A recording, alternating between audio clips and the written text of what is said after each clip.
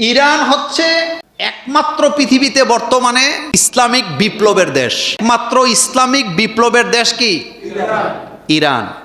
America ইসরায়েলের মাথাটা এই জায়গায় ব্যথা যে তারা যদি পারমাণবিক বোমার মালিক হয় তাহলে মুসলমানরা মাথা উঁচু করে দাঁড়াবে। এখন আপনি বলেন তো, জোরে বলবেন, কথাটা যাতে আওয়াজটা যাতে জোরে হয়। ইরান যদি হোক তারা শিয়া, ইরান যদি পারমাণবিক অস্ত্রের মালিক হয়, লাভ কি ইহুদিদের হবে না মুসলমানদের হবে? ফাইন, এবার বুঝতে পারছেন আপনারা। তাহলে বোঝা গেল যারা উল্টাপাল্টা ফতুয়া দেয় ডাল মে কুছ কালা হ্যায়, এটা মনে রাখবেন।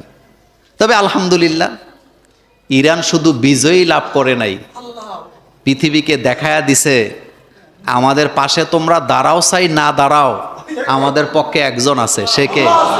এ কথা কি কোনো সন্দেহ আছে? কোনো সন্দেহ। আর এরাও চালাক আছে, এরা তো জানে যে আমেরিকা হামলা করবে। এজন্য পারমাণবিক চুল্লিগুলি থেকে যত ইউরেনিয়াম ছিল, এটা দেখছেন তো আপনারা, আগেই নিয়ে গেছে বুশ। আর কি বলে ডোনাল্ড, শোনেন, ডোনাল্ড ট্রাম্পরে আপনি দেখলে বুঝবেন যে ঘুমায় না, মনে হয় যেন পাবনা থেকে ছুটে আইছে।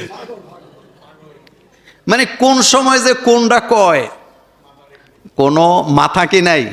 এখন আবার বলতেছে আমারে কি দিতে হইব, শান্তিতে নোবেল দেওয়া লাগে।